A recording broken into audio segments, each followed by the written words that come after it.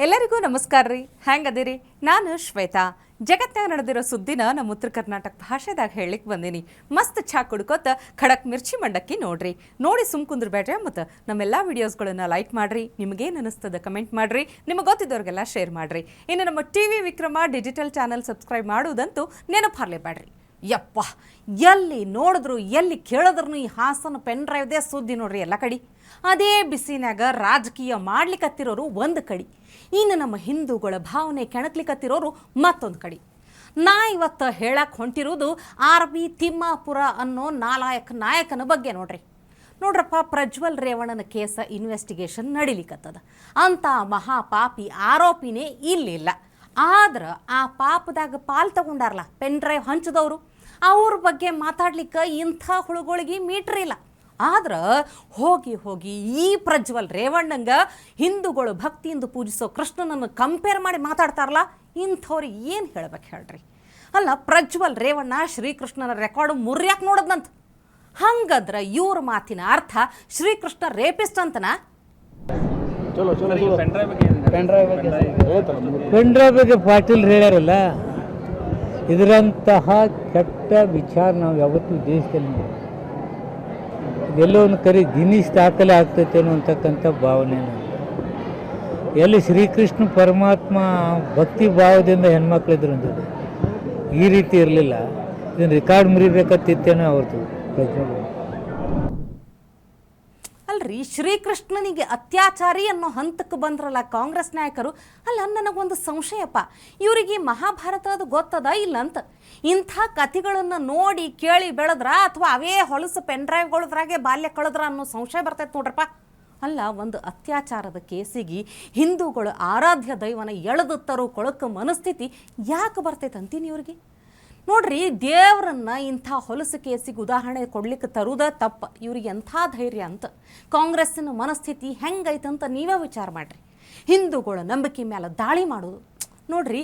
ರಾಕ್ಷಸನ ಬಲಿ ಸಿಕ್ಕಾಕೊಂಡಿದ್ದ 16,000 ಯುವತಿಯರನ್ನು ಕೃಷ್ಣ ಬಿಡಿಸ್ಕೊಂಡು ಬಂದಾಗ ಅವರನ್ನು ಸ್ವೀಕಾರ ಮಾಡಲಿಕ್ಕೆ ಅವಾಗಿನ ಸಮಾಜ ಒಪ್ಪಿರಲಿಲ್ಲ. ಹೀಗಾಗಿ ಸಾಂಕೇತಿಕವಾಗಿ ಅವರೆಲ್ಲ ನನ್ನ ಪತ್ನಿಯರು ಅಂತ ಹೇಳಿ ಒಂದು ಐಡೆಂಟಿಟಿ ಕೊಟ್ಟಿದ್ದು ಕೃಷ್ಣ. ಹಂಗಂತ 16,000 ಹೆಂಡತಿಯರು ಅಂತ ಹೇಳಿ ಸಂಸಾರ ಮಾಡ್ಲಿಕ್ಕೆ ಆಗ್ತದೇನು? ಕೃಷ್ಣ ಸಂಸಾರನೂ ಮಾಡಲಿಲ್ಲ, ಕೆಟ್ಟ ದೃಷ್ಟಿಯಿಂದನೂ ನೋಡಲಿಲ್ಲ. ಬೇಡ್ರಪ್ಪ, ಇದೆಲ್ಲ ನಿಮಗೆ ಎಲ್ಲಿ ಗೊತ್ತಿರ್ಲಿಕ್ಕೆ ಸಾಧ್ಯ ಅದ ಹೇಳ್ರಿ. ನೋಡ್ರಿ, ನಿಮ್ಮವ್ವ ನಿಮ್ಮ ಆಯಿ ಹೇಳಿದ ಕಥೆನ ಕುಂತ ಚಂದಾಗೆ ಕೇಳಿದ್ರೆ ಬಹುಶಃ ರಾಮಪ್ಪ, ಬಾಲಪ್ಪ, ತಿಮ್ಮಾಪುರ ಅನ್ನೋ ಕಾಂಗ್ರೆಸ್ ತಿಮ್ಮ ಇವತ್ತಿನ ದಿನ ಕೃಷ್ಣನ ಬಗ್ಗೆ ಇಷ್ಟು ಕೊಳಕಾಗಿ ಮಾತಾಡ್ತಿರ್ಲಿಲ್ಲ. ಅಂದಂಗೆ ಈ ಎಡವಟ್ಟು ಶಾಸಕ ಅದನಲ್ರಿ, ಇದು ಫಸ್ಟ್ ಟೈಮ್ ಏನಲ್ರಪ್ಪ ಹಿಂಗೆ ಹಿಂದೂಗಳು ದೇವ್ರ ಬಗ್ಗೆ ಬೇಕಾಬಿಟ್ಟು ಮಾತಾಡ್ಲಿಕ್ಕತ್ತಿದ್ದು. ಇವನ ಮಾತುಗಳನ್ನು ಕೇಳಲಿಕ್ಕತ್ರ ಖರೆ ಇವ ಹಿಂದೂ ಧರ್ಮದಾಗೆ ಹುಟ್ಟ್ಯಾನೋ ಇಲ್ಲೋ ಅಂತ ಡೌಟ್ ಬರ್ತೈತಿ. ಹಿಂದೂಗಳಿಗೆ ರಾಮ ಮಾತ್ರ ದೇವರ ನೋಡ್ರಿ, ಇಂಥ ಅರ್ಥವಿಲ್ಲದ ಪ್ರಶ್ನೆ ಕೇಳೋದು. ಇನ್ನು ಕಾಳವ್ವ, ಹನುಮಂತ, ದುರ್ಗವ್ವ ದೇವರ ಅಲ್ವಾ ಅಂತ ಅನ್ನೋದು. ಈಗ ಕೇಳ್ರಿ ತಿಮ್ಮಾಪುರ ತಿಮ್ಮ ಅವರೇ, ರಾಮನೂ ದೇವ್ರೆ, ಹನುಮಂತನೂ ದೇವ್ರೆ, ಕಾಳವ್ವ ದುರ್ಗಾನೂ ದೇವ್ರೆ. ಯಾರು ಇಲ್ಲ ಅಂತಂದಿದ್ದು ನಿಮಗೆ? ಹಿಂದೂಗಳು ಒಂದೇ ದೇವರನ್ನು ಪೂಜೆ ಮಾಡೋದಿಲ್ಲ, ಗೊತ್ತೈತಲ್ಲ ನಿಮಗೆ. ರಾಮನವಮಿ ಜೋಡಿ ಹನುಮಾನ್ ಜಯಂತಿನೂ ಆಚರಣೆ ಮಾಡ್ತಾರೆ, ದುರ್ಗವ್ವನ ಜಾತ್ರೆನೂ ಆಚರಣೆ ಮಾಡ್ತಾರೆ, ಕಾಳವ್ವನಿಗೆ ಹರಕೆನೂ ಹೊರ್ತಾರೆ, ಇನ್ನು ಶಿವರಾತ್ರಿನೂ ಆಚರಣೆ ಮಾಡ್ತಾರೆ. ಹಿಂದೂಗಳು ಆಯಾ ದಿನಕ್ಕೆ ಆಯಾ ಮಾಸಕ್ಕೆ ತಕ್ಕಂಗೆ ಹಬ್ಬಕ್ಕೆ ತಕ್ಕಂಗೆ ಹಿಂದೂಗಳು ಬಹಳಷ್ಟು ದೇವರುಗಳಿಗೆ ಪೂಜೆ ಮಾಡ್ತಾರೆ. Reconnect with your roots at Zen International Public School. Embrace Indian culture and tradition while ensuring a bright future for your child. Enroll now and witness the transformation. Zen International Public School, where tradition meets excellence. For admissions, contact 9591260833. ದೇವನೊಬ್ಬ ನಾಮ ಹಲವು ಅಂತ ಕೇಳಿಲ್ಲ ನೀವು? ಬಿಡ್ರಿ, ನಿಮ್ಗೆ ದೇವರಂದ್ರೆ ನಂಬಿಕೆ ಇಲ್ಲ, ಭಕ್ತಿ ಅಂತೂ ಮೊದಲೇ ಇಲ್ಲ. ದೇವರು ಸುಳ್ಳು ಅಂತ ನೀವು ಹೇಳಿದ್ರೂ ಸಹಿತ ಹಿಂದೂ ಧರ್ಮದಾಗ ಏನು ಸಮಸ್ಯೆ ಮಾಡಲ್ಲ, ಕಿರಿಕಿರಿ ಮಾಡಲ್ಲ.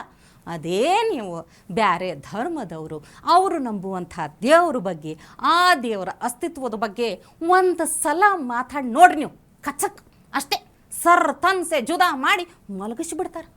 ನೋಡ್ರಿ, ಬಾಯದ ಅದ್ರಾಗ ಒಂದು ನಾಲಿಗೆದ ಅಂಥೇಳಿ ಹೆಂಗೆ ಬೇಕು ಹಂಗೆ ಮಾತಾಡೋದು ಅಲ್ರಪ್ಪ.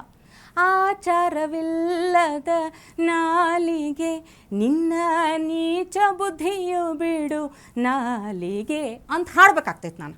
ಅಲ್ಲ, ಇಂಥವ್ರಿಗೆ ಓಟ್ ಹಾಕಿ ಗೆಲ್ಲಿಸಿದಂಥ ಹಿಂದೂಗಳಿಗೆ ನನ್ನೊಂದು ನಮಸ್ಕಾರ ನೋಡ್ರಪ್ಪ.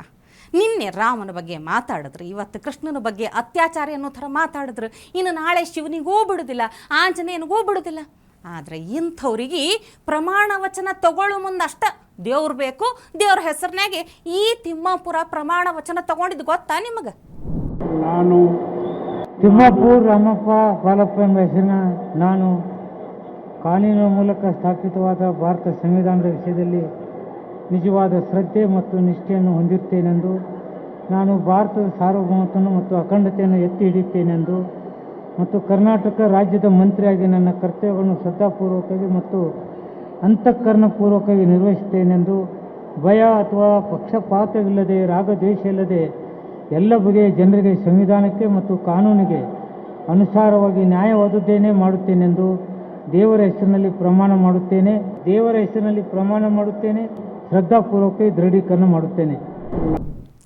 ಇನ್ನು ರಾಮ ಮಂದಿರ ಲೋಕಾರ್ಪಣೆ ಟೈಮ್ನ್ಯಾಗ ಈ ತಿಮ್ಮಾಪುರದ ರಾಮಣ್ಣಗೆ ಪಿತ್ತ ಎಷ್ಟು ನೆತ್ತಿಗೇರಿತ್ತಂದ್ರೆ ಹಿಂದೂಗಳು ನಡುವೆ ಬೆಂಕಿ ಹಚ್ಚಲಿಕ್ಕೆ ನೋಡಿದ್ರಿ ಅವರು. ರಾಮ ಮಂದಿರದ ಒಳಗ ದಲಿತರನ್ನು ಬಿಡುವುದಿಲ್ಲ ಅನ್ನೋ ಸುಳ್ಳು ಸುದ್ದಿ ಹಬ್ಸಿದ್ರಪ್ಪ. ಯಾಕ್ರಿ? ರಾಷ್ಟ್ರಪತಿ ದ್ರೌಪದಿ ಮುರ್ಮು ಅವರು ದರ್ಶನ ತಗೊಂಡಿಲ್ಲೇನು?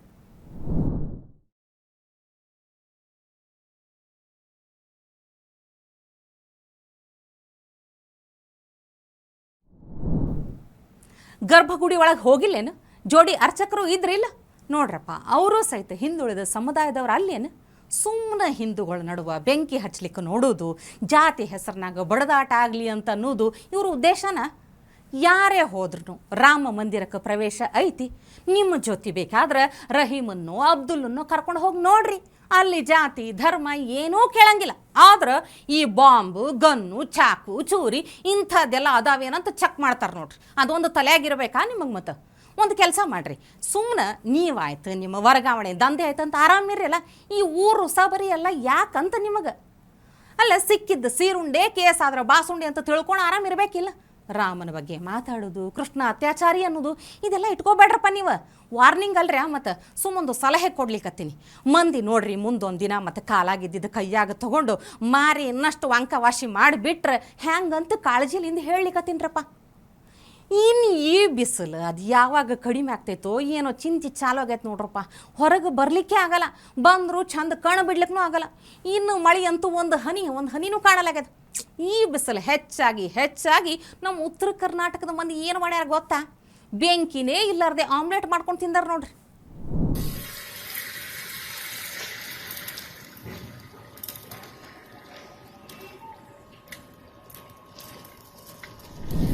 ಒಂದೂವರೆ ತಾಸು ಬಿಸಿಲಾಗ ಒಂದು ಭಾಂಡೆ ಇಟ್ಟು ಅದಕ್ಕೆ ಆದ ಮ್ಯಾಲೆ ಅದಕ್ಕೆ ತತ್ತಿ ಒಡೆದು ಹಾಕಿ ಆಮ್ಲೆಟ್ ತಿಂದಾರ. ಹಿಂಗೆ ಬಿಸಿಲು ಜಾಸ್ತಿ ಅಂದ್ರೆ ಒಂದು ದಿನ ನಮ್ಮ ಬುರುಡೆ ಸಹಿತ ತತ್ತಿ ಥರ ಓಪನ್ ಮಾಡೋದು ಪಕ್ಕಾ ಬಿಡ್ರಿ. ಈ ಬಿಸಿಲಿನ ಕಾಟದ ನಡುವೆ ನಮ್ಮ ಮಿರ್ಚಿ ಮಂಡಕ್ಕಿಗೆ ಪ್ರೀತಿಯಿಂದ ಕಳಿಸಿದಂಥ ಕೂಲ್ ಕಮೆಂಟ್ಸ್ ನೋಡೋಣಲ್ಲ ಈಗ. ನಾಗೇಶ್ ಜೋಯಿಸ್ ಅನ್ನೋರು ಕಮೆಂಟ್ ಮಾಡ್ಯಾರ, ರಣವಿಕ್ರಮದ ಹೆಸರೇ ಸೂಚಿಸುವಂತೆ ತಾವುಗಳೆಲ್ಲರೂ ಸತ್ಯದ ವಿಚಾರವನ್ನು ಬೋಲ್ಡ್ ಆಗಿ ಸ್ಪಷ್ಟವಾಗಿ ಲೀಲಾಜಾಲವಾಗಿ ಆಡುವ ಕನ್ನಡ ಭಾಷೆಯನ್ನು ಕೇಳುತ್ತಿದ್ದರೆ ಕರುಣಾನಂದವಾಗಿ ಮನಸ್ಸು ಮಲ್ಲಿಗೆಯ ಹೂವಿನಂತೆ ಅರಳುವುದು ಎನ್ನುವ ನನ್ನ ಅಂತರಂಗದ ನುಡಿಯಲ್ಲಿ ಯಾವ ಉತ್ಪ್ರೇಕ್ಷೆಯೂ ಇಲ್ಲ. ಒಬ್ಬರನ್ನು ಒಬ್ಬರು ಮೀರಿಸುವ ಸಿಬ್ಬಂದಿಯನ್ನು ಕಂಡು ತುಂಬ ಸಂತಸವಾಯಿತು. ಜೊತೆಗೆ ನಿಮ್ಮ ಬಾಡಿ ಲ್ಯಾಂಗ್ವೇಜಿಗೆ ಒಂದು ಶರಣು. ನಿಮ್ಮೆಲ್ಲರಿಗೂ ಭಗವಂತ ಹೆಚ್ಚಿನ ಆಯಸ್ಸು, ಆರೋಗ್ಯ, ಐಶ್ವರ್ಯ ನೀಡಲಿ. ಎಲ್ಲರಿಗೂ ನಮೋ ನಮೋ ನಮೋ. ಇಲ್ಲಿಯೂ ದೇವತಾ ಮನುಷ್ಯರಿದ್ದಾರೆ. ಇದು ಎಲ್ಲರ ಅದೃಷ್ಟ ಅಲ್ಲದೆ ಮತ್ತೇನು. ಧನ್ಯವಾದಗಳು. ನಿಮ್ಮ ಕನ್ನಡನೂ ಭಾಳ ಚಂದದ. ಥ್ಯಾಂಕ್ ಯು ಸೋ ಮಚ್ ರಪ್ಪ. ಇನ್ನು ಮತ್ತೊಬ್ಬರು ಕಮೆಂಟ್ ಮಾಡ್ಲಿಕತ್ತಾರ, ಭಾರತೀಯ ಅನ್ನುವಂಥವ್ರು, ಹೊಟ್ಟೆಯೊಳಗಿನ ಅಸೂಯೆ ಅದು ಹೆಂಗೆ ಕೊತ ಕುದಿಲಿಕ್ಕೆ ಹತ್ತದ ನೋಡ್ರಿ.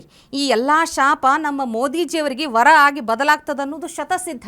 ಖರೆ ಅದ ಬಿಡ್ರಿ, ಅಂಥ ಮನುಷ್ಯನೇ ಅವರು. ಶಾಪ ಎಲ್ಲ ವರವಾಗಿ ಪರಿಣಮಿಸ್ತಾವ ಅವರಿಗೆ. ಇನ್ನು ಸೆಂಧಿಲ್ ಕುಮಾರ್ ಜಿಮ್ ಅನ್ನುವಂಥವ್ರು ಕಮೆಂಟ್ ಮಾಡ್ಯಾರ, ಇವರು ಮೋದಿಗೆ ಎಷ್ಟು ಬೈತಾರೆ ಹೆಚ್ಚು ನಮ್ಮ ಮೋದಿಗೆ ಆಯಸ್ಸು ಆರೋಗ್ಯ ಡಬಲ್ ಆಗುತ್ತೆ. ನಮಗಿಂತ ನೆನಪಿಸಿಕೊಳ್ಳೋದೇ ಈ ಕಾಂಗ್ರೆಸ್ ಹಿಂಡಿ ಕೂಟ.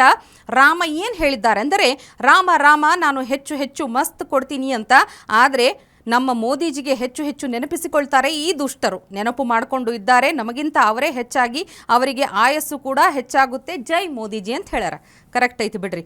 ಇನ್ನು ಮತ್ತೊಬ್ಬರು ಕಮೆಂಟ್ ಮಾಡ್ಯಾರ, ಶ್ರೀಕಂಠ್ ಅನ್ನುವಂಥವ್ರು, hi Shweta, I am back home from the USA. Normally I don't watch social media channels, but last few days I have started watching Mirchi Mandakki regularly because you are too up front and good. Thank you so much. ಯಾಕಂದ್ರೆ social media ಚಾನಲ್ಗಳನ್ನೇ ಅವ್ರು ಹೆಚ್ಚಾಗಿ ನೋಡಲ್ಲಂತ, ಆದರೆ ಮಿರ್ಚಿ ಮಂಡಕ್ಕಿ ಕಾರ್ಯಕ್ರಮ ಯಾವಾಗಲೂ regular ಆಗಿ ನೋಡ್ತೀನಿ, ಇಷ್ಟ ಆಗ್ತದೆ ಅಂತ ಹಾಕ್ಯಾರ. Thank you so much. ಇನ್ನು ಮತ್ತೊಬ್ರು ದೀಪ್ತಿ ಖತಾವ್ಕರ್ ಅನ್ನುವಂಥವ್ರು ಕಮೆಂಟ್ ಮಾಡ್ಯಾರ, ಥೂ, ಈ ಚುನಾವಣೆ ಯಾವಾಗಪ್ಪ ಮುಗಿತದಂತ ಅನ್ನಿಸ್ಬಿಟ್ಟದ. ಈ ರಾಜಕಾರಣಿಗಳ ಹೊಲಸು ಬಾಯಿ, ಮಾತು, ಸೇಡು, ಕೆಟ್ಟ ಕೆಟ್ಟ ವಿಚಾರಗಳು ನಮ್ಮ ಮಕ್ಕಳಂತೂ ಕಿವಿ ಕಣ್ಣು ಮುಚ್ಚಿಕೊಂಡು ಇರುವುದು ಚಲೋ ನೋಡ್ರಿ. ದಯವಿಟ್ಟು ನನ್ನದೊಂದು ವಿನಂತಿ ಅದ, ಈ ರಾಜಕಾರಣಿಗಳನ್ನು ಎಂದಿಗೂ ಪ್ರಾಣಿ ಪಕ್ಷಿಗಳಿಗೆ ಹೋಲಿಸಿ ಅವುಗಳ ಮರ್ಯಾದೆ ಯಾರೂ ತೆಗಿಬೇಡ್ರಿ. ಖರೆ ಅದ ಬಿಡ್ರಿ, ಪ್ರಾಣಿಗಳೇ ಗುಣದಲ್ಲಿ ಮೇಲು ಮಾನವನದಕ್ಕಿಂತ ಕೀಳು ಅಂತ ಹೇಳಿಕತ್ತೀರಿ ನೀವು. ಖರೆ ಅದ ನಿಮ್ಮ ಮಾತು, ಇದನ್ನು ನಾನು ಲಕ್ಷ್ಯದಾಗ ಇಟ್ಕೋತೀನಿ. ಸೊ ಇಷ್ಟೊಂದು ಎಲ್ಲ ನಮ್ಮ ಮಿರ್ಚಿ ಮಂಡಕ್ಕಿಗೆ ನಿಮ್ಮ ಪ್ರೀತಿ ಸಪೋರ್ಟ್ಲಿಂದ ನಮಗೆ ಕಮೆಂಟ್ಸ್ ಮಾಡ್ತೀರಿ, ನಮ್ಮ ಕಾರ್ಯಕ್ರಮ ನೋಡ್ತೀರಿ ಅನ್ನುವಂಥ ಖುಷಿಯೊಂದಿಗೆ ಇವತ್ತಿನ ಮಿರ್ಚಿ ಮಂಡಕ್ಕಿ ಕಾರ್ಯಕ್ರಮ ಮುಗಿಸ್ಲಿಕ್ಕತ್ತೀನಿ. ನಾಳೆ ಇಂಥವೇ ಮತ್ತೊಂದು ಸುದ್ದಿ ತರ್ತೀನಿ. ಚಹಾ ಇಟ್ಕೊಂಡು ಮಿರ್ಚಿ ಮಂಡಕ್ಕಿ ನೋಡ್ಲಿಕ್ಕೆ ಕಾಯ್ಕೊಂಡಿರಿ. ಟಿವಿ ವಿಕ್ರಮ, ದೇಶ ನಿಮ್ಮ ಕೈಯಲ್ಲಿ. ಈ ಕಾರ್ಯಕ್ರಮ ನಿಮಗೆ ಇಷ್ಟ ಆಗಿದ್ರೆ ಲೈಕ್ ಮಾಡಿ, ಶೇರ್ ಮಾಡಿ. ಟಿವಿ ವಿಕ್ರಮದ ಕಾರ್ಯಕ್ರಮವನ್ನು ನಿರಂತರವಾಗಿ ವೀಕ್ಷಿಸಲು ಸಬ್ಸ್ಕ್ರೈಬ್ ಮಾಡಿ, ಬೆಲ್ ಬಟನ್ ಒತ್ತಿ.